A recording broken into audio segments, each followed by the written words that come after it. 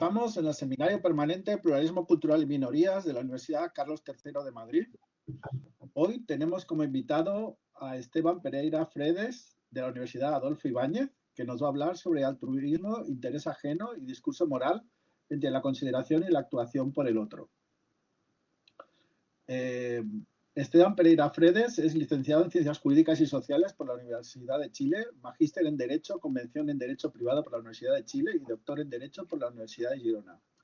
Es profesor asistente de Teoría del Derecho y Derecho Privado de la Facultad de Derecho de la Universidad Adolfo Ibáñez de Chile.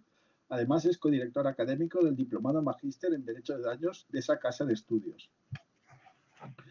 Es autor y coautor de diferentes obras publicadas en editoriales como Marcial Pons y Tirant lo Blanc y la Universidad Externado de Colombia, y recibió el premio extraordinario a la mejor tesis doctoral de la Facultad de Derecho de la Universidad de Girona por su tesis titulada Teoría del contrato entre la autonomía y el altruismo.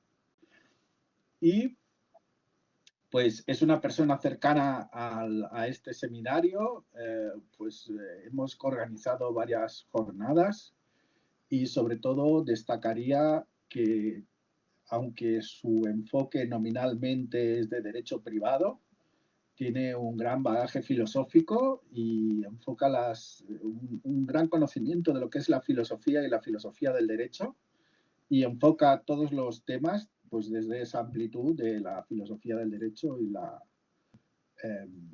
sea un tema de derecho privado o sea un tema de derecho en general, pues tiene esta presentación. Pues con alguien cercano y con alguien con un gran interés filosófico, pues estamos muy contentos de que esté hoy aquí con nosotros y le cedo la palabra.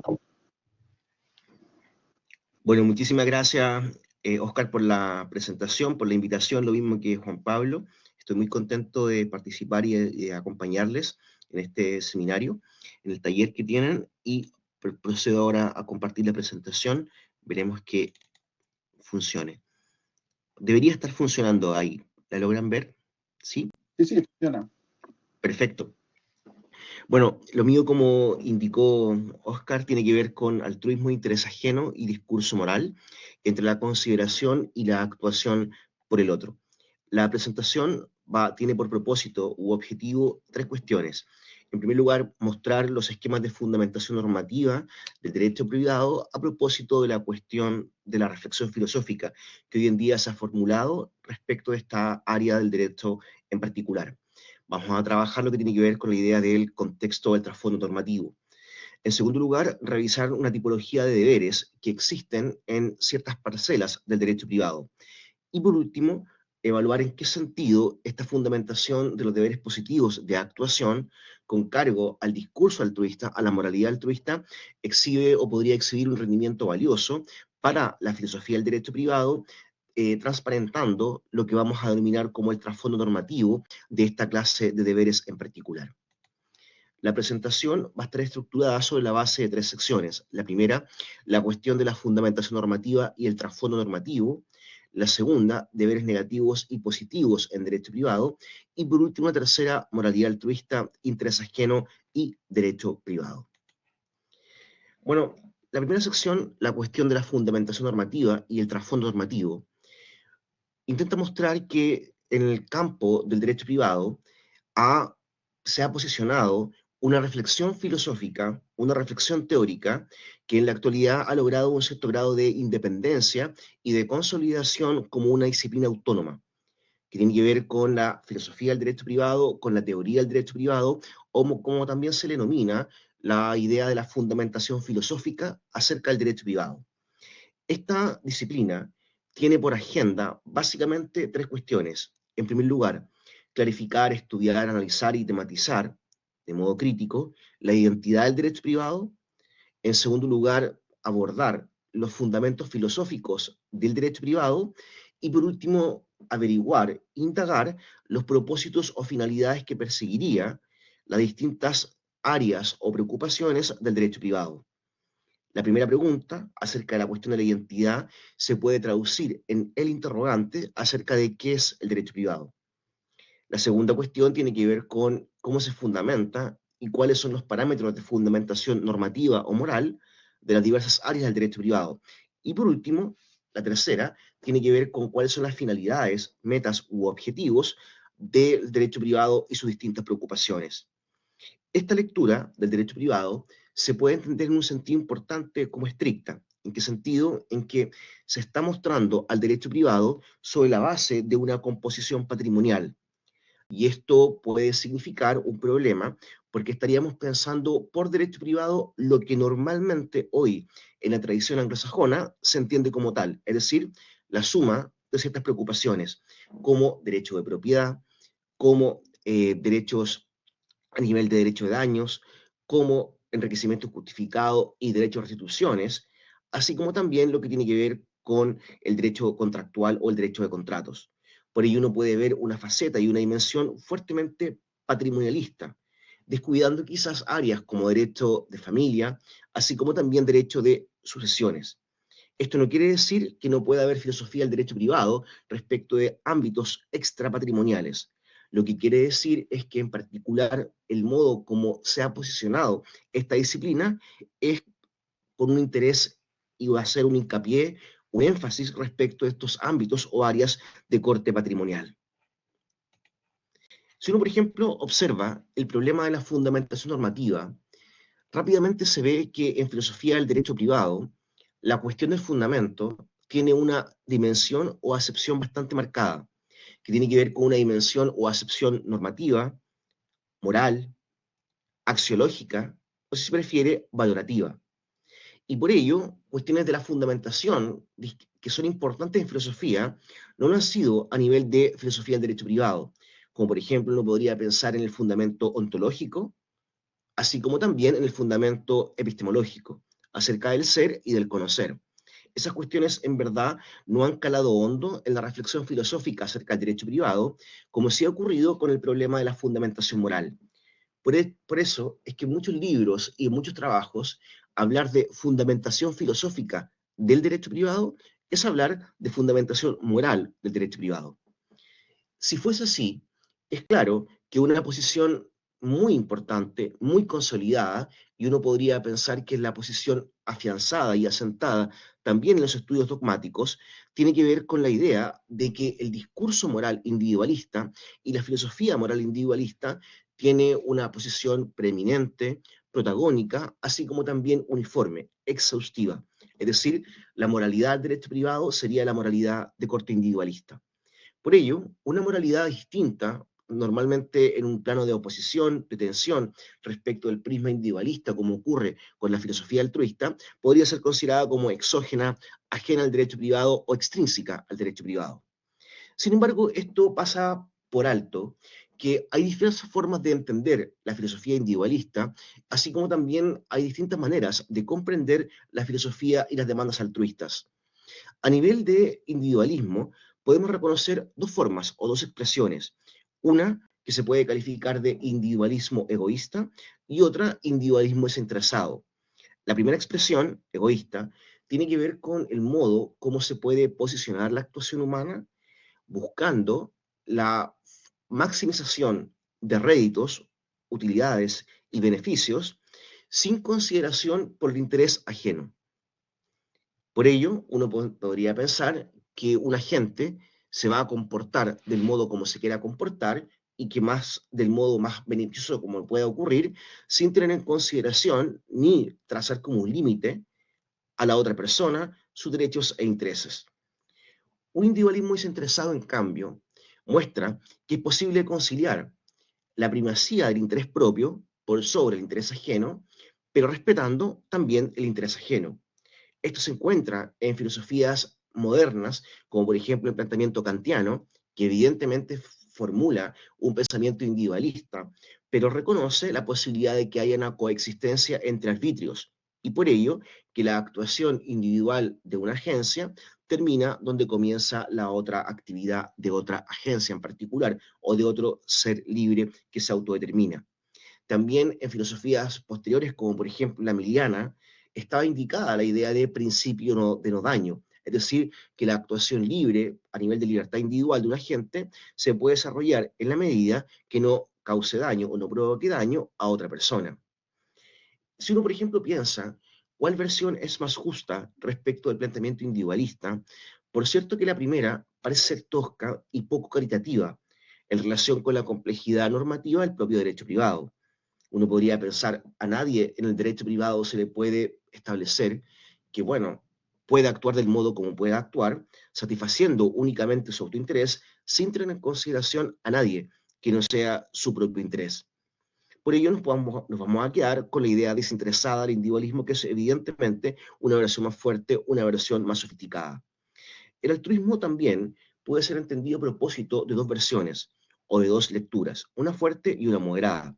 La primera en particular muestra que la filosofía altruista normalmente se ubica a propósito de la actuación del buen samaritano y la buena samaritana, es decir, personas que actúan de un modo abnegado, sacrificándose sin límites o sin orillas por el interés ajeno.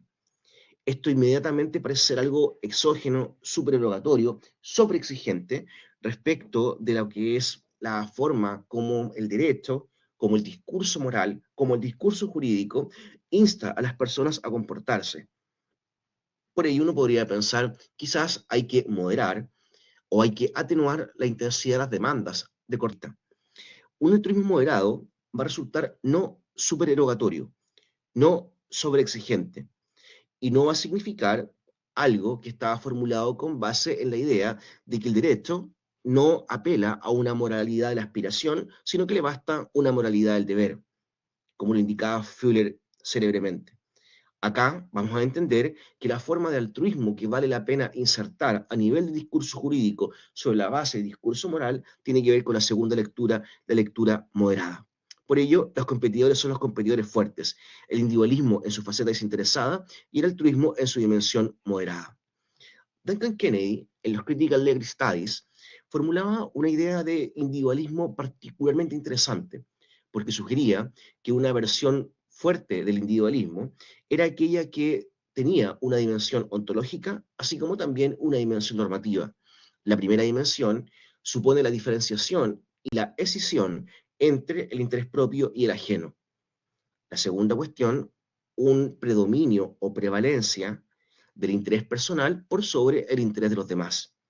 Uno podría pensar la filosofía individualista que podría estar detrás del derecho privado debería ser de este modo, es decir, no de un modo egoísta, sino en una versión individualista pero desinteresada, que abone la dimensión ontológica, diferencia entre intereses, así como también la prevalencia normativa del interés personal por sobre el ajeno, la cuestión normativa propiamente tal, sin que por ello no se reconozca o se desatienda el interés ajeno, reconociéndolo como un límite, pero que evidentemente hay una prevalencia en relación con el interés personal respecto del interés de los demás. Si uno, por ejemplo, se pregunta acerca del vínculo entre individualismo y derecho privado, es claro que la filosofía moral del derecho privado se puede formular con base en la idea de individualismo. Hay quienes creen que es el único fundamento filosófico / moral del derecho privado y que uno puede hallar individualismo en las diversas parcelas del derecho privado, sea en el ámbito de la propiedad, de contratos, de daños, de lo que tiene que ver con restituciones, etc. Esto tiene algo de razón a nivel de historia intelectual, porque es claro que al menos la tradición del civil law, la que nos acompaña a ustedes y a mí, muestra que la tradición jurídica continental le debe muchísimo al canon ilustrado, y en el pensamiento iluminista el individuo tenía un posicionamiento muy fuerte. Este ideario ilustrado se configuró en la Gran Revolución Francesa en términos políticos, y esto evidentemente se plasmó en términos jurídicos en la codificación francesa de 1804. Uno podría pensar, los países que tuvieron alguna influencia de la codificación dieciochesca también tuvieron una forma de irradiación de la filosofía moral de corte individualista. Las legislaciones civiles fueron permeadas por este ideario individualista y esta fundamentación o reclamo individualista que estaba muy plasmado en el Código Civil Napoleónico. Por ello, posicionar una filosofía moral adversarial, distinta, como ocurre con el altruismo, supone evidentemente poner en entredicho que hay un único fundamento moral o normativo en el derecho privado, y por ello supone adoptar una metodología pluralista, o al menos dualista, a diferenciación de una metodología monista, que es con la cual actúa y opera la dogmática civil en particular. Es decir, hay que formular un posicionamiento que parece no ser admitido, porque si fuera admitido, quizás la propia coherencia del derecho privado podría quedar en entredicho. Si es que coherencia supone, evidentemente, mantención de un único fundamento moral o un único fundamento normativo. Cuando uno se pregunta acerca de la moralidad del derecho privado y el discurso moral del derecho privado, quizás podría hablar de un cierto trasfondo. Por trasfondo estoy entendiendo algo que subyace a las demandas, deberes y exigencias que están presentes en las diversas áreas del derecho privado, que como es trasfondo, no siempre se muestra de modo ostensible, no siempre es formal ni tampoco explícito, sino que a veces se muestra de un modo informal e implícito. Es decir, está siempre, pero no siempre se encuentra presente en la superficie. Hay que, metafóricamente, excavar para hallar la normatividad del derecho privado. Bruno Celano hablaba de el trasfondo de la normatividad y pensaba en acuerdos de corte convencional que eran parte del modo como nos relacionamos, del modo como actuamos y formulamos actuaciones para con otros en particular. Esto opera normalmente de modo implícito. Lo interesante es que existe en este trasfondo de la normatividad cuando lo que nos llama la atención tiene que ver con el interés ajeno. El interés ajeno se puede modular, moldear y gestionar con diversas formas o bajo distintas modalidades o cánones.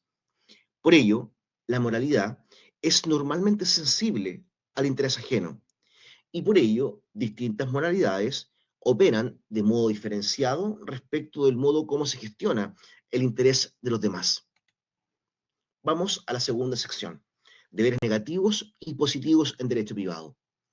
Uno podría pensar que si en el trasfondo normativo del derecho privado uno puede hallar deberes, demandas, exigencias, quizás una diferenciación entre tipos de deberes podría darnos la clave respecto de la clase de moralidad o de discurso moral o de demandas morales que se encuentran presentes en el contexto del derecho privado, aun cuando no estén en la superficie, sino que haya nuevamente que de modo metafórico escarbar en este trasfondo normativo. Funrich dividió célebremente entre tipos de deberes, entre deberes negativos y positivos.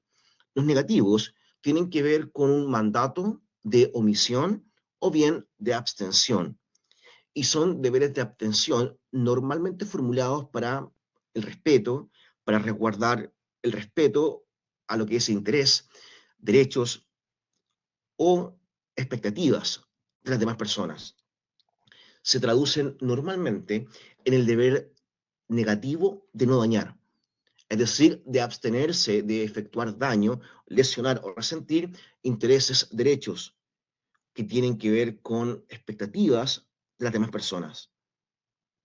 También hay deberes positivos, que lo que reclaman es, en lugar de una omisión, un hacer, una actuación, y por ello buscan alentar, promover, fomentar el interés o bien los derechos o expectativas de las demás personas. Y con ello, en lugar de no dañar, lo que buscan derechamente es beneficiar, mejorar, actuar en favor del interés ajeno, pero de un modo distinto a cómo se actuaría en virtud de un deber negativo, que evidentemente hay una actuación omisiva para no resentir ese interés o ese derecho. En el contexto que va a ser un deber positivo, hay una actuación en procura del mejoramiento del bienestar y de favorecer ese interés de los demás. Si uno, por ejemplo, piensa en el contexto del derecho privado, es claro que buena parte de su estructura a nivel de deberes está protagonizado por deberes negativos. Por ejemplo, la autonomía de la voluntad supone un deber negativo en el sentido que, bueno, hay un respeto por la autonomía personal de la otra parte del contrato y por lo mismo no hay que incumplir el contrato, porque el incumplimiento puede dañar a la otra parte del contrato. En el contexto del principio no daño, del hard principle, uno puede perfectamente mostrar que esto, en contexto de responsabilidad civil, se insta a las partes a abstenerse de efectuar un daño, por ello, incumplir un contrato o infringir un deber de cuidado que pueda arrojar perjuicios o daños a otra persona. Por lo mismo, uno pensaría, los deberes negativos conversan muy bien con una filosofía individualista, porque dijimos que la filosofía individualista la íbamos a leer en un sentido desinteresado. Es decir, por cierto, un individualismo egoísta no considera a la otra persona como un límite para su actuación, pero un individualismo desinteresado, por supuesto que lo posesiona porque no pasa por alto sus intereses, demandas, derechos y exigencias. Por lo mismo, uno podría pensar que si entendemos bien el individualismo, nos apartamos de su imagen egoísta y abrazamos la versión desinteresada, perfectamente podemos reafirmar lo que antes habíamos mostrado, que el derecho privado es, en términos normativos, un asunto de individualismo, pero individualismo entendido en su versión más robusta, en su lectura desinteresada. Si uno, por ejemplo, rastrea algunas áreas del derecho privado, puede poner su mirada en el ámbito contractual, en el ámbito de daños y en el ámbito propietario.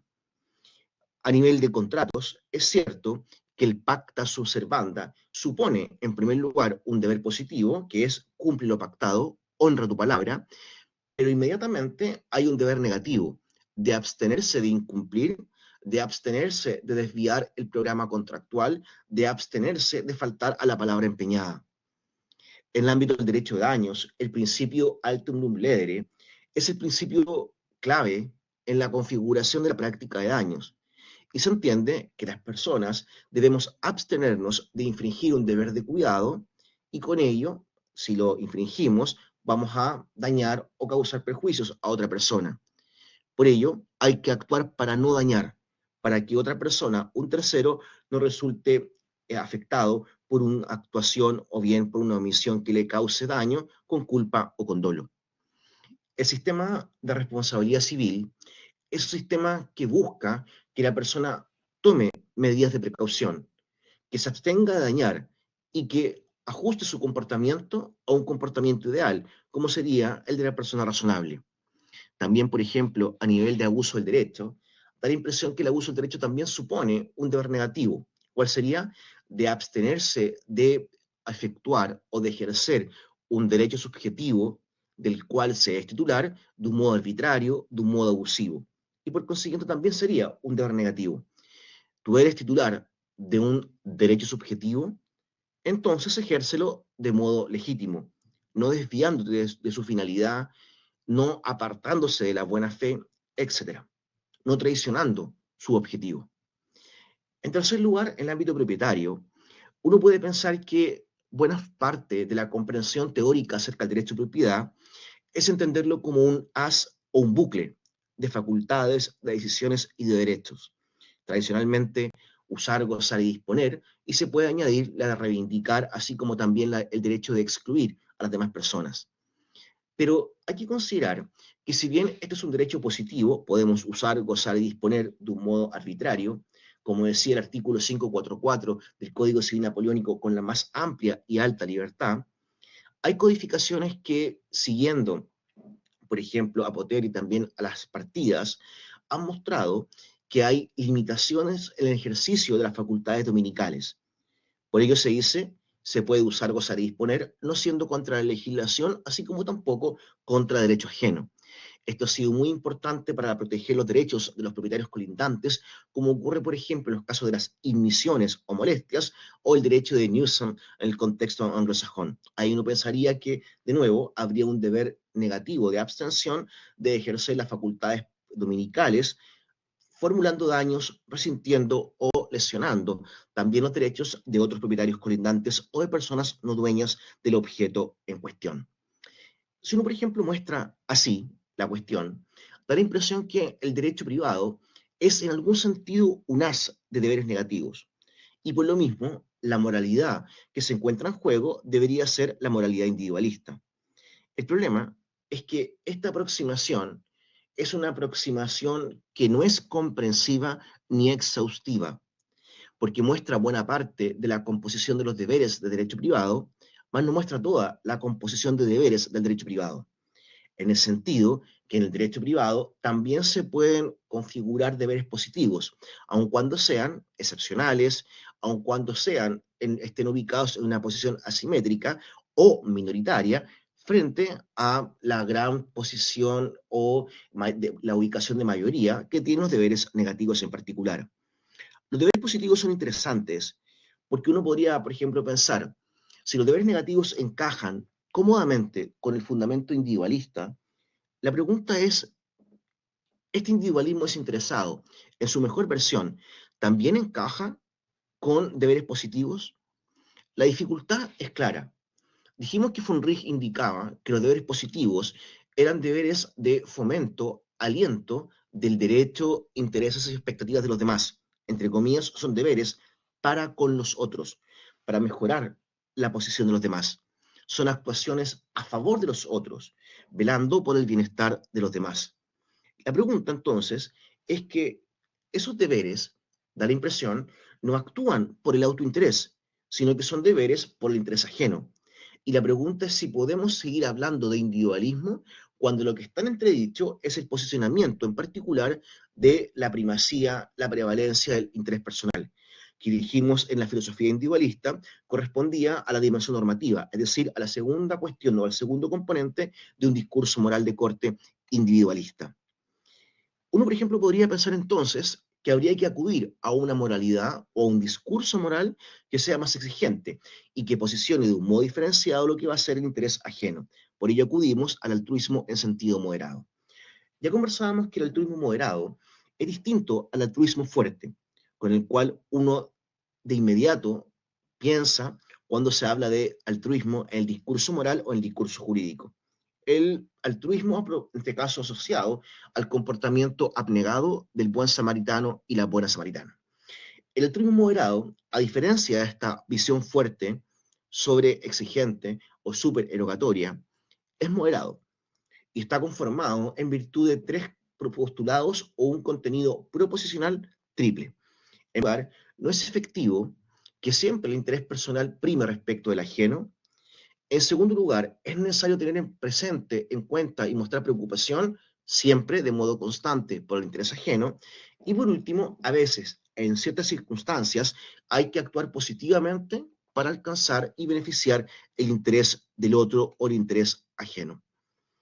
Uno, por ejemplo, podría pensar que en los mismos ámbitos en los cuales revisamos deberes negativos, quizás podríamos hallar, aunque en una posición diferenciada, deberes positivos.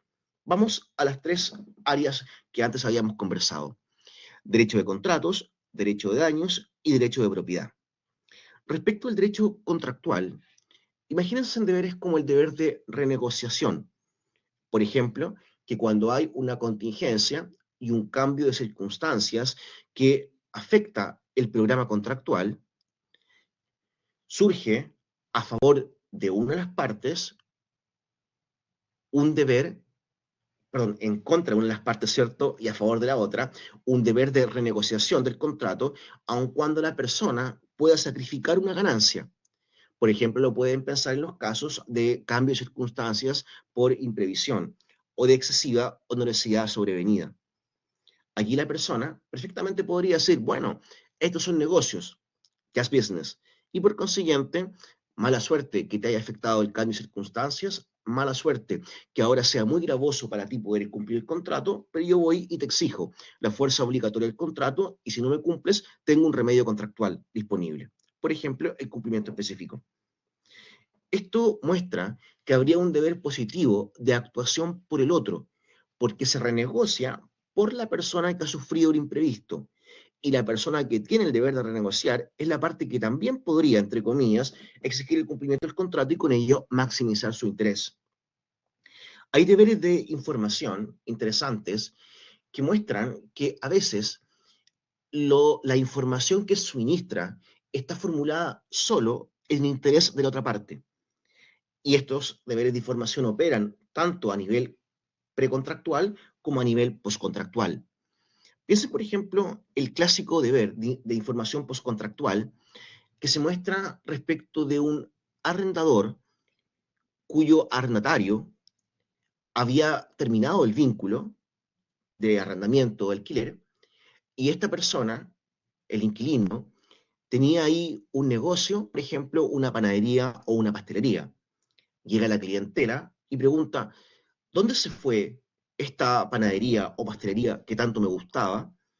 Y el ex arrendador tiene la información y la pregunta es si tiene un deber de informar o no, porque ni siquiera hay contrato, pero se habla de que allí hay un deber de información postcontractual y que si no lo cumple habría infracción, por ejemplo, a un deber de buena fe, que irradia incluso después de acabado el vínculo contractual. Ese deber de información, por cierto, es establecido en el único interés de la otra parte del contrato, que curiosamente ahora ni siquiera es parte del contrato, porque sería algo así como un ex contratante. Piensen, por ejemplo, ahora los deberes de sustentabilidad, en los cuales evidentemente hay deberes de conservación en el vínculo contractual a favor del medio ambiente, de generaciones futuras, en la cual el interés personal en algún sentido se ve subordinado. ¿Y para qué decir la buena fe? En que, por ejemplo, en los deberes secundarios de actuación, los cuales no siempre están explicitados o convenidos por las partes, se formulan deberes de aclaración, de ilustración, por ejemplo, de el modo como se utiliza un objeto de difícil empleo o de compleja utilización, así como también cualquier deber que esté formulado y que no se encuentre en el texto del contrato, pero se considera como un deber de comportamiento que subyace al acuerdo contractual o subyace a la relación contractual. Muchos de ellos tienen que ver con deberes positivos de actuación por la otra parte o a favor del otro contratante. En derecho de daños, es cierto, la mayor parte del derecho de daños está organizada sobre la idea de que, según la cual, no tenemos un deber positivo de actuación a nivel de deber positivo general, pero sí existen, de modo periférico y de modo excepcional, supuestos de culpa en la omisión. Por ejemplo, la idea del non-feasance. Esto muestra, en concreto, que una persona puede ser responsabilizada por no haber actuado a favor de otra. El caso normal es un caso que también está formulado en el contexto del derecho penal y en el ámbito civil sería una persona, por ejemplo, que está en una situación de abandono, de peligro. Y, por ejemplo, la pregunta es, si hay una persona que pueda actuar para salvarla y no actúa, incurre en responsabilidad civil y se indica que habría ahí culpa en la omisión. Son supuestos excepcionales porque efectivamente el derecho de daños es un cúmulo de deberes negativos, pero pueden haber también deberes positivos, aunque la posición no sea paritaria o simétrica. En el ámbito de la propiedad, por último, hoy en día se ha establecido que los propietarios y las propietarias deben tener deberes positivos respecto de la comunidad, porque se está ejerciendo, entre comillas, como una suerte de cargo al uso y cargo al disfrute unilateral. Y por lo mismo, cualquier deber positivo de los propietarios respecto a la comunidad, por ejemplo, también a nivel redistributivo, podría ser considerado como un deber positivo. En el caso, por ejemplo, de la servidumbre, ocurre algo muy interesante. Como se sabe, la servidumbre es un vínculo entre los predios, en el que el predio sirviente debe actuar en favor del predio dominante, aun cuando esa actuación sea una actuación de no hacer lo que podría hacer si no existiere la servidumbre como un derecho real limitado o limitativo. Recuerden que el predio dominante es el predio cuyo interés se encuentra en prevalencia y el predio sirviente debe actuar o dejar de actuar en favor o en beneficio del interés del dominante en particular. Esto muestra entonces que el altruismo podría tener un cierto engarce y una ubicación en la composición normativa del derecho privado. ¿Por qué? Porque ya dijimos, hay deberes positivos en el contexto del derecho privado. Y estos deberes positivos gestionan de un modo muy diferenciado el interés ajeno. Los deberes negativos se consuelan con no dañar el interés ajeno. Los positivos, por el contrario, instan a fomentar, cristalizar, potenciar el interés de las demás personas. Por ello, es lógico que se muestre como disruptivo el posicionamiento de un discurso moral altruista en el contexto del derecho privado, porque uno pensaría entonces, bueno, no hay solo individualismo en el derecho privado, sino que también hay altruismo. Pero esto es en algún sentido similar a admitir que no solamente hay deberes negativos en el derecho privado, sino que también hay algunos positivos, aun cuando la composición sea mayoritariamente de deberes negativos, y por ello que la participación del altruismo no sea equivalente, ni puede hacerlo, a la participación en la composición moral o en el grounding moral de lo que tiene que ver con el espacio, en particular de lo que es el derecho privado. Es decir, es cierto que es muy distinto instar a abstenerse para no dañar a ese ajeno que instar para actuar en beneficio del interés de los demás. Y da la impresión que ambos deberes se encuentran presentes en el contexto del derecho privado. Si es que es así, aunque haya un posicionamiento diferenciado, haya más negativos que positivos, los hay. Y quizás estos últimos puedan engarzar muy bien con una fundamentación o un discurso moral de corte altruista, altruismo moderado. ¿Por qué?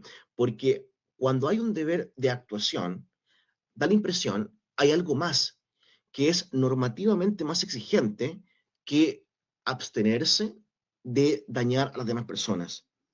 Es cierto, no hay una cuestión simétrica y es menor el espacio que ocupan los deberes positivos, así como también menor el espacio de lo que va a ser el altruismo moderado. Pero su pretensión nunca ha sido hegemónica. Es decir, basta con encontrar un deber positivo que únicamente se pueda fundamentar con cargo a una filosofía moral altruista para enfrentar y hacer frente la posición tradicional de la dogmática civil, según la cual el derecho privado es una cuestión de individualismo, que también es la forma más sentada de entender lo que es el derecho privado de un punto de vista teórico o de un punto de vista también filosófico. La imagen no es comprensiva, es parcial e interesa mantenerla en esos términos en particular. El altruismo moderado es interesante porque tiene un compromiso conductual y no motivacional. Muchas veces se nos pregunta cómo el derecho privado podría ser altruistas a las personas y si eso es posible en algún área del derecho. No por nada, el altruismo tiene poca participación en derecho penal, poca participación en derecho público en general, poca participación en derecho mercantil o comercial, así como también en derecho civil. Es, una, es un problema esto, porque la filosofía altruista tiene una versión que es de corte motivacional y otra versión que es de corte conductual. La motivacional entiende que únicamente hay altruismo cuando la persona tiene una verdadera motivación de actuar en favor de la otra parte. Pero también hay una forma de entender la filosofía altruista que es de corte conductual. Y este modo conductual no supone una motivación genuina. Basta con que nos comportemos como si fuéramos altruistas, aun cuando no lo seamos. Yo puedo ser egoísta en mi contrato, en mi posición de propietario, como agente dañador y comportarme como se comportaría una persona altruista, aun cuando no lo sea. Conductualmente, esto en la filosofía moral moderna estaba muy presente, por ejemplo, en la distinción entre moralidad y eticidad. Basta con el comportamiento externo, no es necesario el comportamiento interno. La buena fe, que es una cuestión, un instituto muy conocido en derecho privado, especialmente en el ámbito contractual, muestra que en el ámbito de los contratos, la buena fe se presenta de modo objetivo. ¿Por qué? Porque supone una actuación y no un estar. Es externo, conductual, no a nivel de composición motivacional de la persona. Por ello, es perfectamente compatible con que un contratante sea la persona más egoísta del mundo y no esté de buena fe, pero que actúe de buena fe. Sea el contratante de mayor buena fe que he logrado conocer en mis relaciones comerciales, aunque sea una pésima persona y sé que no está de buena fe, que es lo peor para mí quizás, pero actúa como actuaría una persona que sí comulga con esta moralidad. La buena fe es misteriosa porque sabemos que es una institución de la cual se desprenden deberes y exigencias. Si uno, por ejemplo, hiciera un esquema simple, podría indicar de la buena fe, se puede extraer un deber fundamental, así como deberes negativos. Uno fundamental, tener presente intereses de la otra parte del contrato, por ejemplo, en el ámbito contractual, hay intereses derivados, uno negativo, de abstenerse de dañar, y uno positivo de actuar en favor del interés ajeno. Uno, por ejemplo, podría pensar entonces que la propia buena fe muestra este derrotero con el cual hemos revelado la composición normativa del derecho privado, es decir, una parte importante de deberes negativos y una parte menor o marginal de deberes positivos. A veces la buena fe, perdón, siempre la buena fe nos insta a abstenernos de dañar a otra parte del contrato. Y a veces, de modo calificado, la buena fe nos insta a actuar en beneficio, de modo positivo, de la otra parte del vínculo contractual. Por ello uno podría pensar que el encaje de los diversos deberes que emanan de la buena fe va a ocurrir de modo diferenciado. El deber fundamental de tener presente intereses ajenos, por cierto, que se puede engarzar tanto en el individualismo desinteresado como en el altruismo moderado.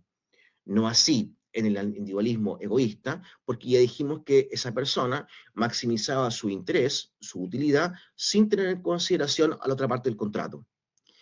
El subdeber negativo de no dañar no se puede engarzar por lo mismo en una forma individualista egoísta, pero sí en una forma individualista desinteresada, así como también, por supuesto, en un esquema de altruismo moderado. Pero por último, el subdeber positivo de actuar en beneficio de la otra parte del contrato, da la impresión, solo se puede fundamentar con cargo a un esquema o una moralidad y a un discurso normativo de corte altruista, altruismo en el sentido moderado. Individualismo egoísta, por cierto, lo marginamos, pero ¿por qué no el individualismo desinteresado? Porque el individualismo desinteresado, a pesar de ser una mejor versión que el individualismo egoísta, tosco, a la Hobbes, por así decirlo, tiene el problema de que es un individualismo, si es que esto es un problema, y por ello muestra una primacía del autointerés por sobre el interés ajeno. Pero estos deberes positivos, aun cuando sean menores o escasos, son deberes en los cuales se pone en entredicho esa prevalencia normativa. Curiosamente, el altruismo contiene los deberes que se pueden fundar con cargo al individualismo desinteresado, el fundamental y el negativo de no dañar.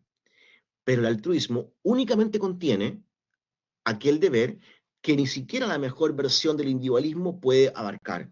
¿Cuál va a ser? El subdeber positivo de actuación en beneficio de la otra parte del contrato.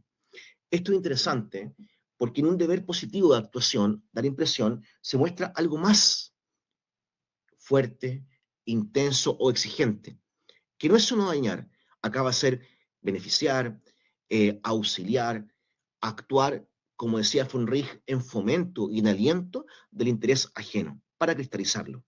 Esto muestra, entonces, que la historia moral del derecho privado es más compleja de lo que se cree. ¿Por qué? Porque la fundamentación individualista, ni siquiera en su mejor versión posible, puede contar toda la historia. Requiere de un parámetro también de corte individualista.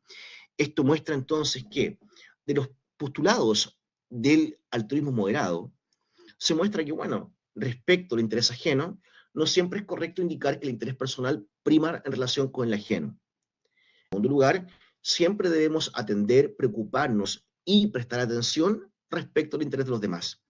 Y en tercer lugar, que a veces, no siempre, en ciertas ocasiones, se nos insta a actuar solo por el interés de los demás. Esto muestra que la filosofía altruista de corte normativo, de corte moral, puede ser pertinente para la agenda de la filosofía del derecho privado. ¿Por qué?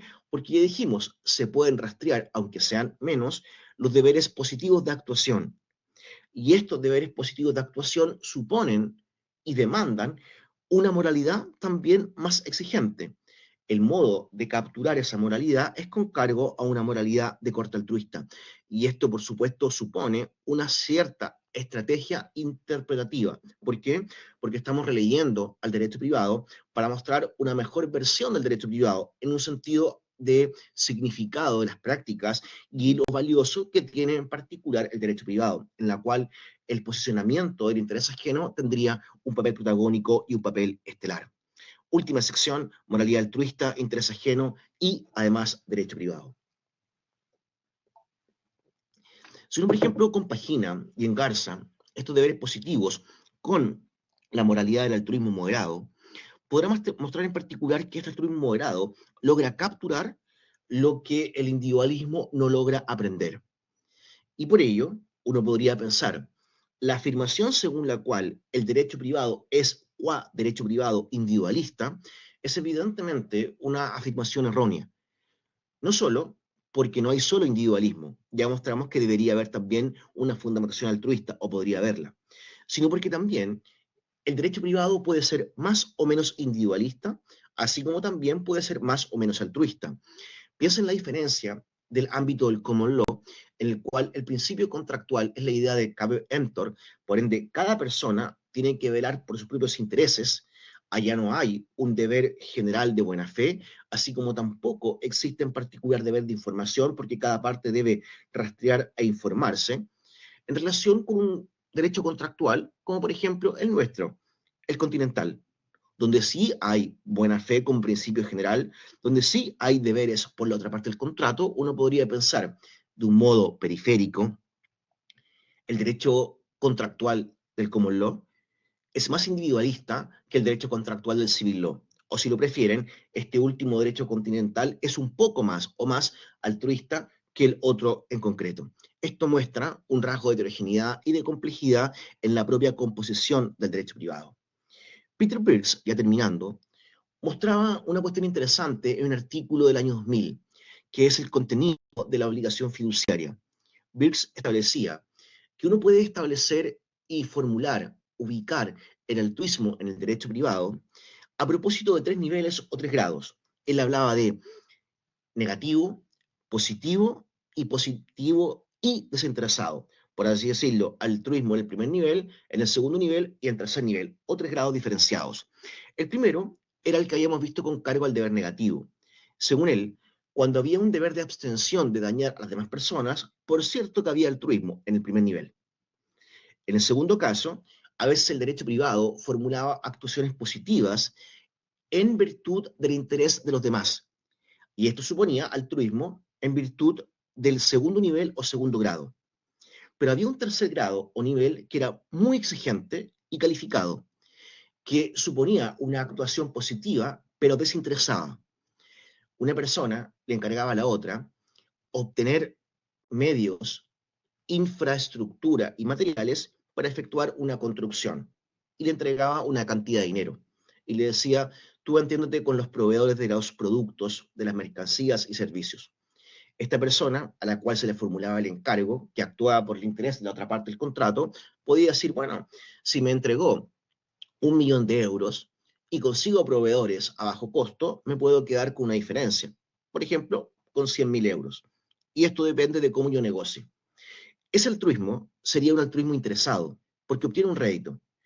Pero según Birks, el altruismo de mayor nivel y mayor grado tiene que ver con una persona que obtuvo, en este caso, los 100 millones de euros y gastó los 100 millones de euros, sin haberse quedado con nada, en particular aun cuando tenía la posibilidad de obtener ahí un beneficio. El problema es que, según Birks, todo entonces es altruismo. ¿Por qué? Porque no dañar es altruismo, actuar por el otro es altruismo, y actuar por el otro sin obtener un beneficio o de modo desinteresado es más altruismo a nivel gradual y a nivel de exigencia. Esto supone una confusión, creo yo. ¿Por qué? Porque el cuidado, la consideración y la preocupación no importan por sí mismas como elementos o factores determinantes de que haya un fundamento o una filosofía moral altruista. Por ello, la distinción entre atención y actuación podría ser importante. Cuando hablamos de atender, suponemos tener en cuenta, tener en consideración el interés ajeno, una cuestión básica en todo comportamiento coordinado en la cual hay evidentemente un vínculo interpersonal. Pero la actuación supone una dimensión propositiva de actuar a favor del interés ajeno. Uno entonces podría pensar en particular que cuando se piensa, por ejemplo, en la ventaja injusta, en la idea de que un contratante debe abstenerse de aprovecharse de la vulnerabilidad de la otra parte del contrato, por ejemplo, un contratante migrante, al cual le puedo cobrar una suma importantísima en un alquiler aprovechándome de su situación de vulnerabilidad, es evidentemente una cuestión de atención. Tengo que tener en cuenta el interés ajeno, pero no es un tema de actuación en concreto. En cambio, cuando hay un deber de información, sea precontractual o postcontractual, un deber de aclaración, un deber de explicación, un deber de obtener, por ejemplo, autorizaciones a favor de la otra parte del contrato, por cierto que uno puede pensar que allí no hay solamente atención, hay también actuación. También lo que hayamos conversado respecto del deber de renegociación contractual. Esto muestra que a veces hay casos de falsos positivos de altruismo. ¿Por qué? Porque piensen, por ejemplo, en el deber de mitigación. El acreedor se piensa en el ámbito contractual, tiene un deber de mitigar el daño que el deudor le ha ocasionado con su incumplimiento. Y uno podría decir, formalmente, el acreedor está actuando por el deudor, pero en verdad lo está haciendo por su interés. ¿Por qué? Porque si no mitiga y no busca una operación de reemplazo, lo que va a ocurrir es que va a haber una reducción en el quantum indemnizatorio. Como quiere demandar el todo, si es que le incumplen el contrato, es que busca en particular mitigar el daño para que no siga expandiéndose y con ello busca una operación de reemplazo en un mercado competitivo. En el caso del deber de colaboración también, hay ocasiones en que la colaboración se ve como que el acreedor colabora con el deudor para que éste cumpla, pero también se puede ver en particular como que está colaborando y haciendo algo por el interés propio. Esto muestra entonces, por ejemplo, que en el caso de la buena fe, habría un altruismo en el primer nivel a la BIRCS, en el segundo nivel a la BIRCS, pero en el tercer nivel no se presentaría. ¿Por qué? Porque dijimos que la buena fe contractual supone una actuación y no un estar, una motivación. Y esto supone en concreto algo distinto a lo que BIRCS tenía en mente a nivel de esta moralidad de la aspiración. Es decir, la idea de que haya altruismo en el derecho privado no supone que exista altruismo en todo momento y en todo lugar del derecho privado. El altruismo que Birx muestra en tercer nivel da la impresión que es una forma supererogatoria, sobreexigente, que podríamos calificar de altruismo fuerte, la del buen samaritano. Y en particular muestra una imagen motivacional y no solo conductual del derecho privado, así como también de lo que tiene que ver con la imagen del altruismo que me interesa mostrar. Ya habíamos conversado que la buena fe supone un actuar y no un estar, y Führer había diferenciado entre la moralidad de la aspiración y la moralidad del deber. El altruismo fuerte es equivalente a la moralidad de la aspiración, y el altruismo moderado conversa muy bien con una moral en particular del deber. Es decir, el ámbito contractual y el ámbito del derecho privado no es una moralidad de los sacrificios, y esto muestra una imagen limitada, en este caso bajo un compartimiento del derecho privado, en el contexto de la imagen altruista, y sensible. Sensible como con el modo como en realidad tienen lugar las prácticas de derecho privado. Los deberes altruistas son deberes positivos y calificados. No basta con tener en cuenta, con tener en consideración, sino que también se requiere a veces actuar por el otro. Por ello, no se busca ser altruista, sino que en particular se busca que se comporte como si fuera un altruista, pero para eso no basta con tener en cuenta, sino que también supone una actuación en particular.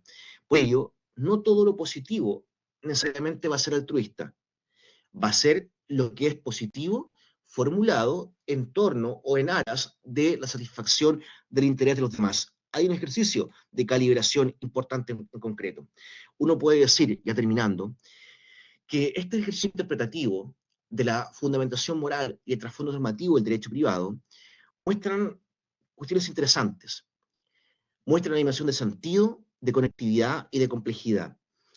A nivel de sentido, es cierto que se suele decir que el derecho privado es un derecho retrospectivo, que mira hacia atrás, y los deberes positivos y la actuación por el otro, a favor del otro, muestra una dimensión prospectivamente valiosa en particular, en la cual muestra el derecho privado no como un derecho comprometido exclusivamente con cargo al autointerés. A nivel de la conectividad, se ha indicado, por ejemplo, que el derecho privado puede conciliar una conectividad entre intereses y que esto no es patrimonio únicamente del derecho público. La pregunta es si esta imagen de deberes positivos de actuación en favor del interés ajeno no contribuye también a acudizar esa conectividad entre intereses y por ello que el derecho privado no sea el reinado del interés personal de un modo fragmentado, de un modo replegado, de un modo aislado. Y por último, muestra una imagen de complejidad. ¿En qué sentido? En que el derecho privado no es solo una cuestión de individualismo, ni siquiera a nivel de la imagen más fuerte de lo que es la filosofía moral individualista. Con lo que uno puede concluir acá es que, bueno, es cierto, el derecho privado es mayoritariamente un derecho fundado en una moralidad individualista, más no solo individualista. El derecho privado es un área del fenómeno jurídico en la cual hay un protagonismo de los deberes negativos, aun cuando no hay exhaustividad. ¿Por qué? Porque ni uno ni el otro muestra la complejidad y lo que es toda la historia del derecho privado. Esto muestra, en concreto, que a nivel de sentido, conectividad y complejidad se puede develar en particular la participación relevante de un fundamento moral y de una moralidad altruista en el contexto de lo que va a ser el derecho privado. Y quizás los deberes positivos de actuación y la distinción entre atender y actuar o considerar y actuar por interés ajeno nos pueden ayudar a efectuar la calibración y el posicionamiento en particular. Si he tenido éxito, quería mostrar tres cuestiones. En primer lugar, cómo se desarrolla el problema de la fundamentación moral del derecho contractual y el derecho privado en general, a propósito de los sentidos de las moralidades controvertidas entre el ámbito individualista y el ámbito altruista. En segundo lugar, cómo la composición normativa del derecho privado cuenta una coexistencia de deberes negativos y positivos, y por ello que cada tipología de deber encaja de mejor modo o de un modo más cómodo con alguna moralidad en particular. Y por último, que este engarce de los deberes positivos con cargo a la idea del altruismo moderado puede tener en particular un esquema importante, un esquema relevante para el propio derecho privado. ¿Por qué? Porque muestra cómo se gestiona el interés ajeno y muestra cómo no solo importa la atención y la preocupación por el interés ajeno, sino que también se demanda a veces la actuación. Esto muestra entonces que una filosofía altruista provee de sentido, conectividad y complejidad a lo que es la filosofía del derecho privado, mostrando un derecho privado preocupado no solo de la atención, así como también de la actuación. Pero de ello no se sigue que allí donde haya una actuación positiva va a haber altruismo. Va a depender si el interés privilegiado va a ser el interés de la otra parte particular. Así que les agradezco por su atención y la preocupación y el espacio. Muy bien, pues muy interesante esta exposición del profesor Esteban Pereira Fredes. Y ahora, como es tradicional, vamos a abrir un turno abierto de palabras para todo aquel que tenga alguna cuestión sobre la exposición. Adelante, dais on al micrófono y a la cámara.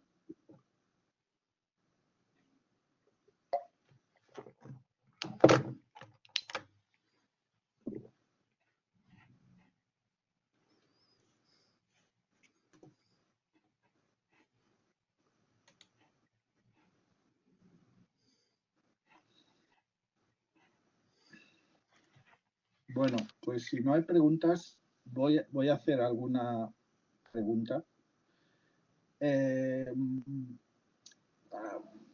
Quería hacer alguna pregunta relacionada con la teoría de la negociación, que a lo mejor es interesante desde el punto de vista conceptual. Supongo que lo has pensado mucho y lo tienes muy pensado, ¿no?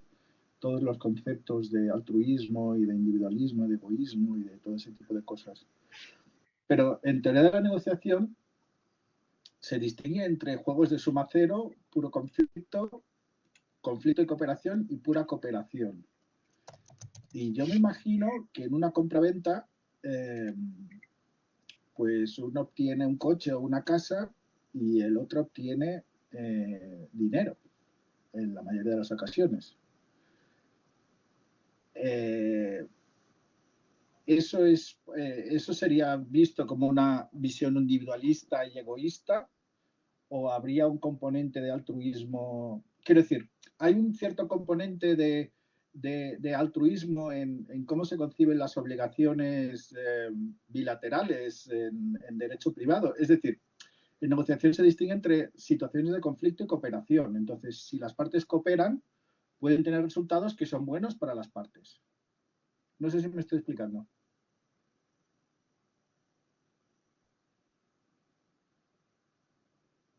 Gracias, Oscar. Muy bueno el punto.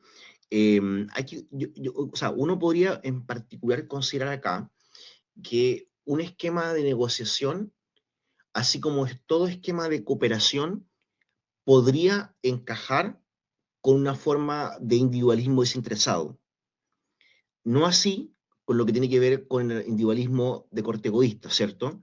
Porque allí la cooperación en algún sentido se vuelve quizás estratégica o de hecho habría poco de cooperación de un modo genuino. En un esquema cooperativo en que ambas partes resultan beneficiadas por el hecho de, por ejemplo, cumplir su prestación contractual, tú lo indicabas bien, en un contrato bilateral, una parte da para que la otra parte dé, una parte hace para que la otra parte también haga, y por ello hay una reciprocidad prestacional.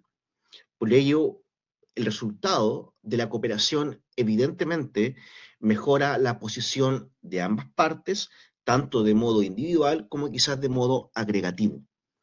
Yo creo que estos esquemas de cooperación son esquemas que pueden forjarse en torno a un esquema individualista, aún con algunos matices de corte desinteresado, no en la versión egoísta, pero tendría la duda si esto importa altruismo. Por supuesto, todo va a depender de cómo se entienda el altruismo, ¿cierto? Lo más probable es que en la cooperación cada parte actuó e hizo lo que debía hacer sobre la base del posicionamiento privilegiado de su propio autointerés. Es decir, el comprador pagó el precio, el dinero, para obtener la cosa, porque considera que la cosa tiene un mayor valor que el dinero que esta persona tiene. Y el vendedor, por su parte, actuó para obtener el dinero, porque le atribuye mayor valor al dinero que lo que tenía en particular el comprador. Por ello uno podría pensar que allí puede haber una actuación por el otro, pero no es en verdad por el otro. Es una actuación, cumplimiento de la prestación, y da la impresión que la obtención de resultados favorables para las partes en virtud de un esquema cooperativo no es sinónimo, creo yo, de altruismo. Va a depender del por qué o de cuál fue el interés formulado como interés primario y privilegiado en esa actuación. Esto es muy interesante porque habíamos conversado que habían falsos positivos de altruismo, ¿cierto? Y, por ejemplo, los deberes de colaboración tienen esta idea como un poco ambigua, que es que uno piensa que un deber de colaboración es altruista porque en algún sentido muestra una actuación por la otra parte, pero no siempre es una actuación formulada por el interés de la otra parte. Creo yo que el tema crucial es cómo se gestiona el interés ajeno. Y en los casos de acuerdos cooperativos, como por ejemplo de corte transaccional, doy para que me des, hago para que hagas, aún se puede mantener un esquema individualista en que cada parte está actuando para resguardar y lograr su propio autointerés. Por ejemplo, en un contrato que sería un contrato gratuito, en el cual una parte da y la otra parte no da de modo recíproco, porque no hay contraprestación, ahí evidentemente podría cambiar el esquema. Porque ahí uno podría pensar es que hay una actuación por la otra parte, por el interés o el beneficio de esta última, como ocurre en los contratos en los cuales hay liberalidades. Por ejemplo, donación, comodato, que son contratos, en este caso el comodato es un contrato gratuito, en el cual la parte beneficiada va a ser la parte que recibe la cosa para que la pueda usar. Pero yo creo que hay una cuestión interesante. La idea de cooperación en concreto y la obtención de beneficios mutuos con cargo a la empresa cooperativa, creo yo, no es sinónimo de altruismo. Aún podría ser Bueno, levantado el punto desde el punto de vista individualista. bueno, ese es un punto interesante. Luego, otro tema, claro, digamos que el enfoque que has realizado tiene que ver con cosas que tienen que ver con filosofía del derecho, pero tienen que ver con cosas de derecho privado, ¿no? Entonces, la literatura que más conozco es de filosofía del derecho y filosofía política, y entonces me ha parecido interesante la distinción entre deberes positivos y deberes negativos, porque los deberes positivos en la filosofía, en la bibliografía de filosofía del derecho, se asocian a deberes de solidaridad, al, al, a la, a la, al deber hacer eh, a hacer cosas en el interés ajeno de alguien que se encuentra peor que tú y que tienes un vínculo con esa persona, ¿no? El concepto de solidaridad, ¿no? Pero entiendo también que el derecho privado, el enfoque mayoritario del derecho privado, bueno, aunque hay una cosa que son las relaciones solidarias y tal, pero creo entender que el enfoque mayoritario del derecho privado no entiende estas relaciones de solidaridad, o si las entiende un poco en una parte diferenciada. No sabría cómo explicarlo. ¿Te sirve algo lo de los deberes de solidaridad como deberes positivos? Muchas gracias, Oscar. De nuevo, una muy buena pregunta, un punto muy iluminador. Es cierto que en algunas literaturas, en teoría del derecho y también en filosofía del derecho aplicada, pienso especialmente en filosofía del derecho penal, los deberes positivos se encajan con deberes de solidaridad o con una moralidad de la solidaridad. Esto es completamente plausible.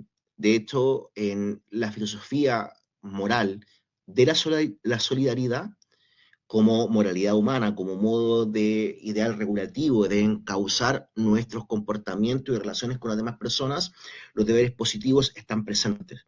Por ende, no es un error, sino que es un esquema adversarial o rival respecto del mío. ¿Por qué encajo deberes positivos con altruismo y no deberes positivos con solidaridad? Esto de nuevo depende de cómo se entiende la solidaridad. Yo soy de quienes creen que la solidaridad es una relación calificada y por ello que únicamente hay un vínculo en la cual puede ser pertinente las demandas de la solidaridad si es que se verifica el presupuesto de una relación solidaria. Y el presupuesto es que haya convergencia, comunión y continuidad entre intereses. Y por ello uno podría pensar, un deber positivo puede ser encausado en virtud de una moralidad solidaria, si es que es el caso que el interés de quien efectúa la actuación y el interés de quien es beneficiado por la actuación positiva del otro supone una igualdad, una comunión, una continuidad, una equivalencia en particular. Esto está presente en la literatura de la solidaridad con mayor o menos fuerza.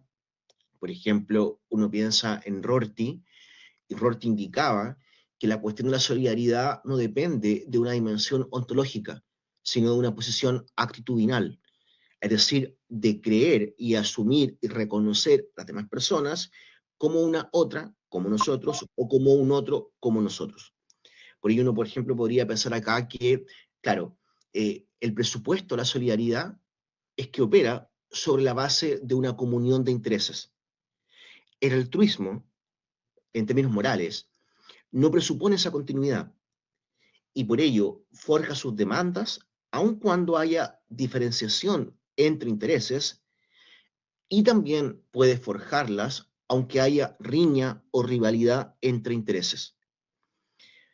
¿Puede haber espacio para la solidaridad en el derecho privado? Por supuesto, pero en la medida, creo yo, que se cumpla este presupuesto de la equivalencia o continuidad entre intereses. Y me da la impresión que esto ocurre, pero poquito.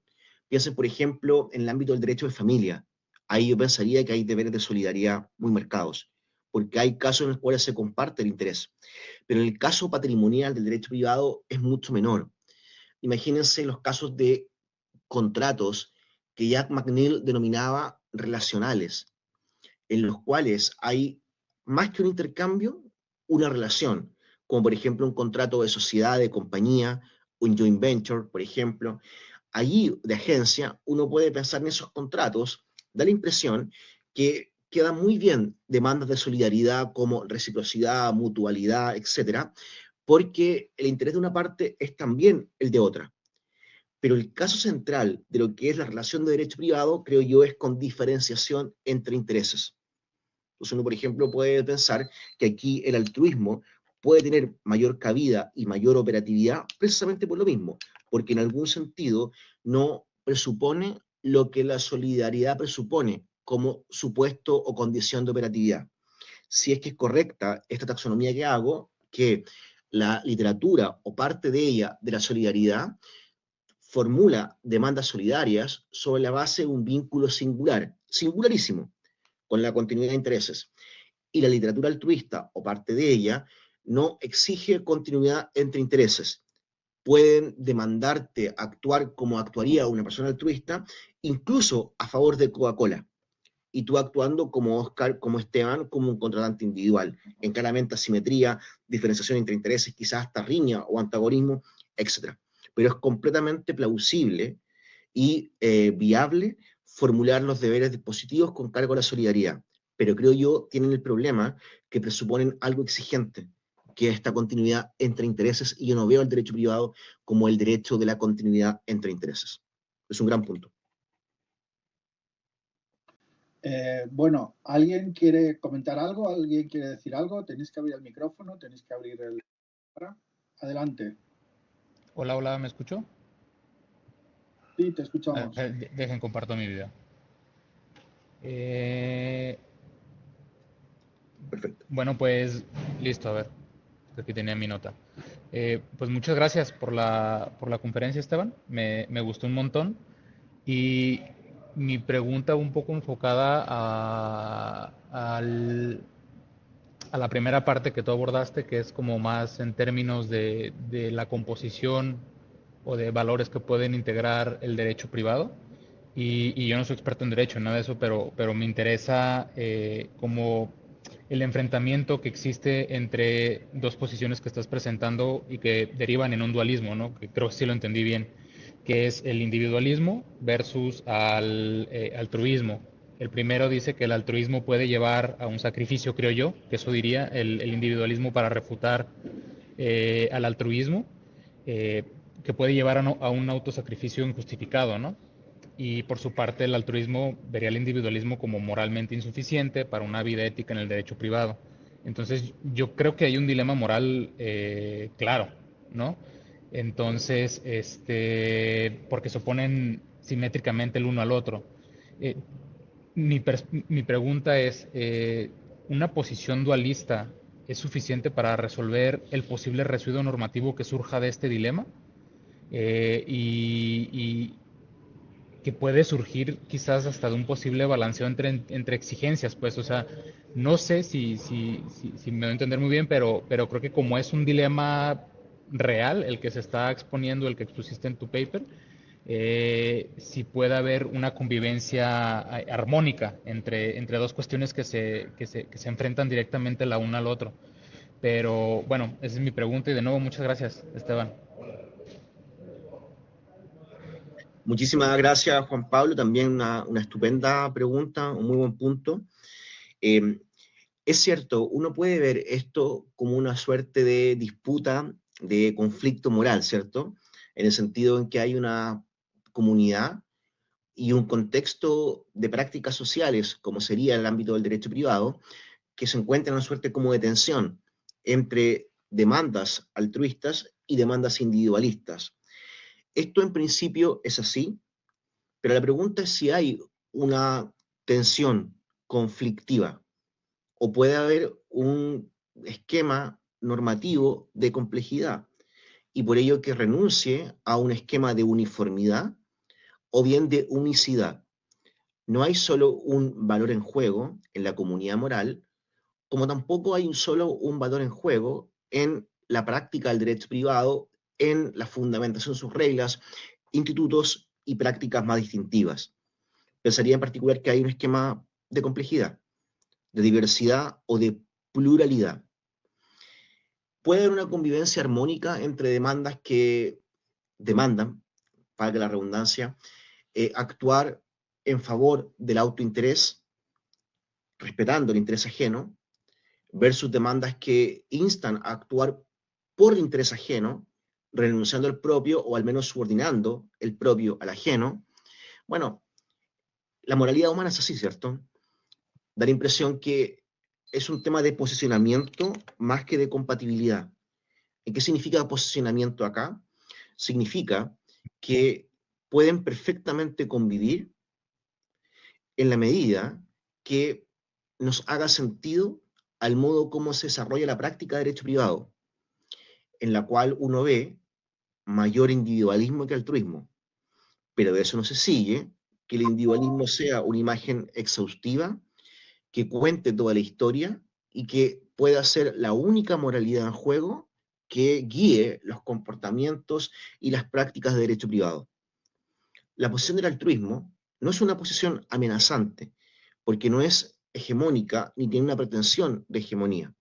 Por ello uno podría pensar que, bueno, aun cuando se le vea como menor, periférica, secundaria o complementaria, está. Y hay deberes positivos que únicamente se pueden fundar, según lo que quiero mostrar, con cargo a una moralidad que gestiona el interés ajeno de un modo distinto a cómo lo gestiona el interés propio.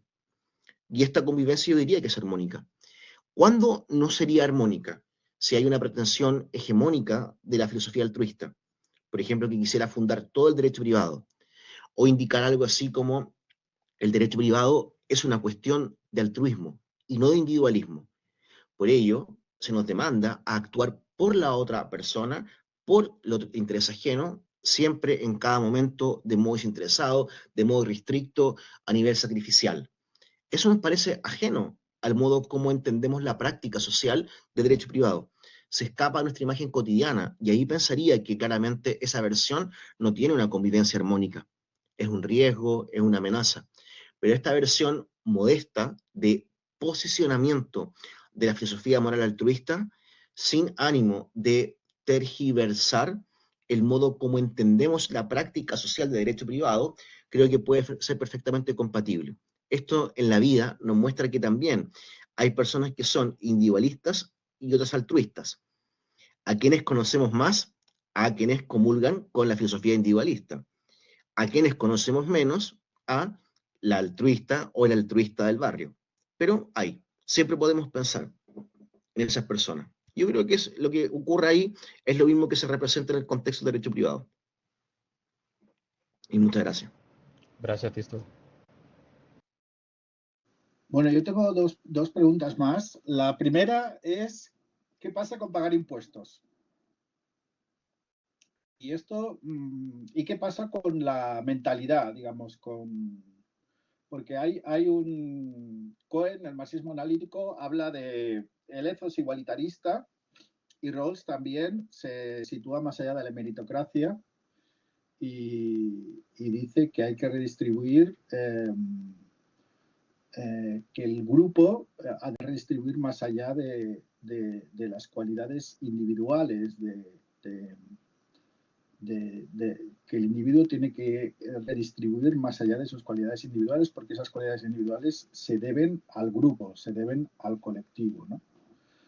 Entonces, esto nos hace ver que hay determinadas posiciones que el marco individualista es demasiado estrecho.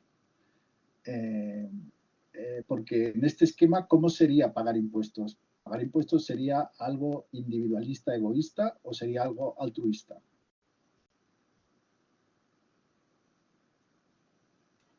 Bueno, muchas gracias, Oscar. De nuevo, muy buen el punto. Bueno, por supuesto, pagar impuestos significa una obligación, un deber del ámbito del derecho público, ¿cierto? Del ámbito del derecho tributario, impositivo. Por ello uno podría pensar que la lógica del derecho público puede que no sea la misma lógica que el derecho privado en particular. Entonces uno, por ejemplo, podría pensar que el derecho privado es más individualista y menos altruista que el derecho público. Y que el derecho público en particular tiene un posicionamiento menor del fundamento individualista que lo que sería el derecho privado. ninguno opera con exhaustividad o uniformidad, pero sí hay más o menos, como hemos visto, que hay un test de relatividad y de complejidad o de heterogeneidad en la composición normativa de cada área del derecho en particular. Uno pensaría que la obligación de pagar impuestos, por cierto, no es individualista o no se puede fundamentar con un esquema individualista de corte egoísta, pero a nivel de actuación por el otro, es muy probable que por interés propio la persona no esté pagando el impuesto, no a nivel motivacional, ¿cierto? Porque ahí difícilmente va a haber alguien que pague los impuestos porque está convencido que quiera pagarlos en algún sentido, ¿cierto? Sino que lo esté pensando por una actuación de interés ajeno. Pero la pregunta es qué cuenta como el otro y el interés ajeno ahí. Da la impresión que es el resto de la comunidad. Es un interés ajeno indiferenciado y un otro indiferenciado. Hablaría algo así como de grupo, de comunidad, de Estado con E mayúscula, así. Es decir, a la pregunta fuerte, si es altruista o individualista, yo me inclino por pensar que un individualismo egoísta no puede fundamentar el deber de pagar impuestos.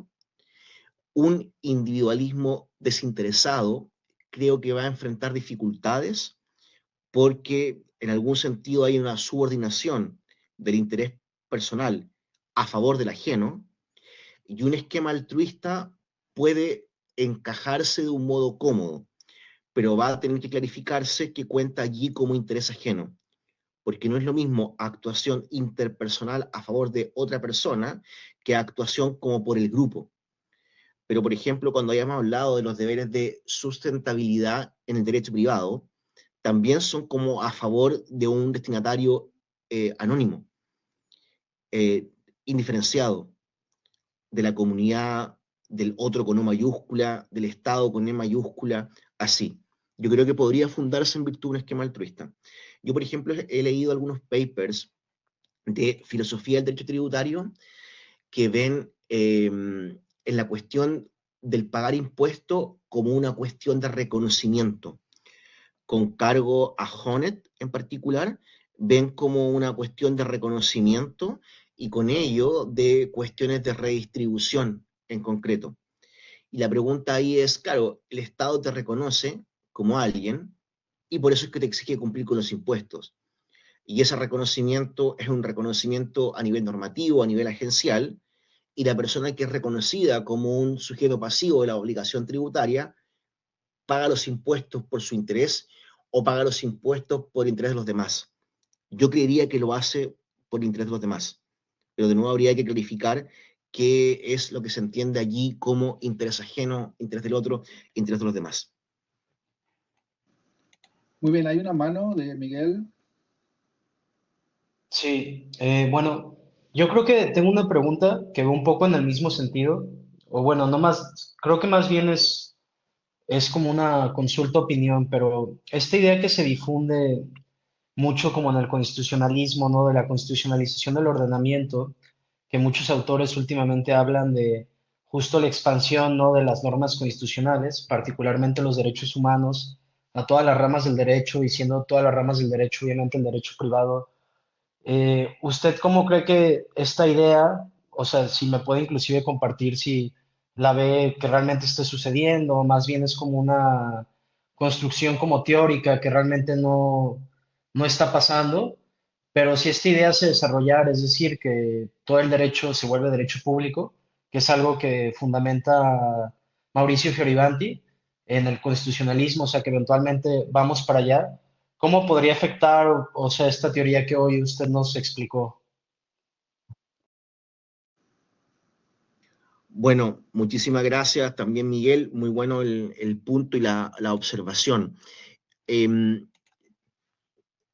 Yo no provengo del derecho privado. Yo caí en el derecho privado. No sé si arrojado o no, pero caí en el derecho privado.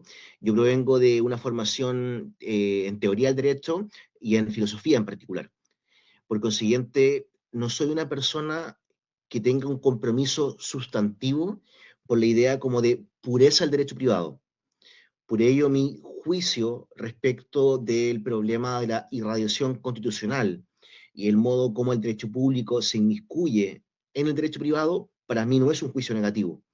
Es un juicio que en particular es neutro y me gustaría ir y ver el modo como ha influido el derecho público en el privado y ahí efectuar la evaluación y no verlo como un tema de juzgamiento negativo por el hecho de que hay un problema de independencia, por el hecho de que hay un problema de obstaculización a la autonomía del derecho privado, de subordinación.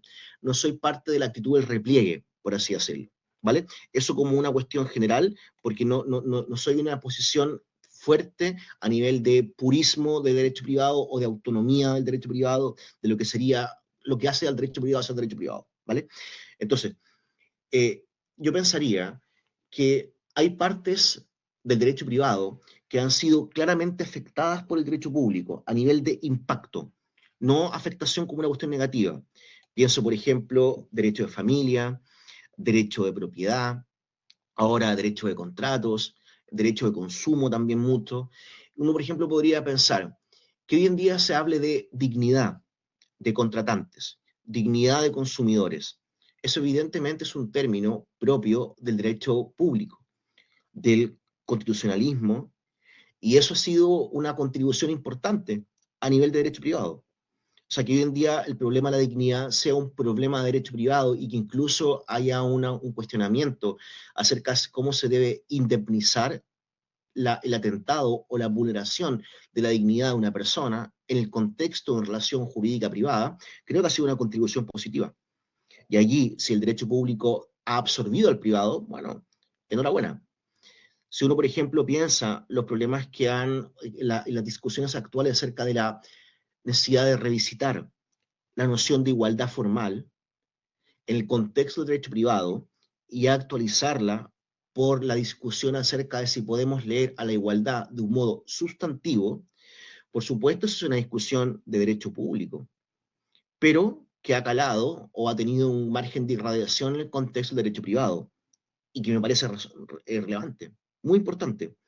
Hay una agenda que tiene que ver con la agenda relacional o de justicia relacional que busca la relectura tanto de la libertad como la igualdad. Es decir, apartarnos de la lectura formal de ambos términos y suscribir una lectura o releerlo en términos sustantivos. Eso, por cierto, es una discusión del ámbito público, pero creo yo que ha tenido en concreto un impacto importante en el contexto del derecho privado. Entonces uno diría, ¿todo es derecho privado? Por supuesto que no, pero tampoco todo es derecho público. La cuestión tiene que ver con el modo como se trazan los límites, cómo se traza la demarcación y diferenciación, y si es un problema que el derecho privado haya impactado o influido, perdón, el público haya impactado o influido en el privado. Desde mi punto de vista, no porque haya habido irradiación constitucional, hay una afectación del derecho privado como si fuera algo nocivo o que resienta la fisonomía o pureza del derecho privado. Creo que pueden rastrearse consecuencias positivas. Pero de nuevo, yo no soy el defensor del ámbito más privado posible. Creo que Juan Pablo se ha sentido aludido por algún término.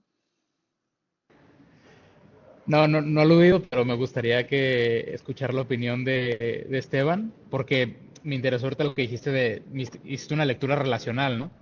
Y particularmente creo que bajo un lente de relacional podríamos criticar fuertemente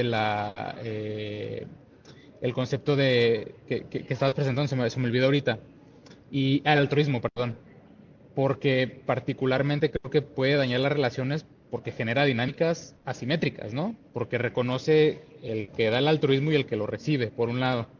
Entonces, creo que petrifican una relación subordinada y bajo una lectura relacional, probablemente el altruismo no sería el valor indicado para balancear el individualismo como tal. Entonces, quizás utilizando como una lectura relacional, ¿qué opinión o qué crees que criticaría tu propuesta en el paper que nos acabas de platicar? Muchas gracias, Juan Pablo. De nuevo, otro punto muy, muy interesante. Bueno, Cuando pensaba en la cuestión relacional, estaba trabajando o estaba pensando en voz alta respecto a la propuesta de Dagan y Dorfman, quienes son dos teóricos del derecho privado, y que han mostrado la idea del approach relacional en el contexto del derecho privado, y esto supondría un examen de categorías básicas del derecho privado, como serían en particular libertad, igualdad y justicia. Tres categorías fundamentales que permean diversas áreas del derecho privado y que están entendidas básicamente en términos negativos, libertad, por ejemplo, así como también formales, justicia formal del intercambio, no sustantiva, no libertad sustantiva, no igualdad sustantiva. Entonces, acá uno podría pensar, un esquema relacional en ese sentido, en el contexto del derecho privado,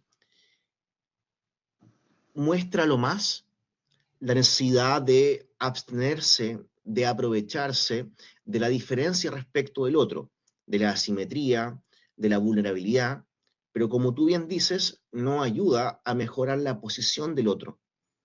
Es decir, podría engarzarse como un deber de abstención más fuerte o de mayor consideración por el interés ajeno, pero no sería algo así como una actuación. Sería de nuevo el problema de considerar, atender al otro, más no actuar positivamente a favor del otro. Y yo ahí lo creería que es correcto. O sea, no es tampoco trivial que el propio Dagan y Dorfman indiquen que su propuesta se inserta en el pensamiento liberal.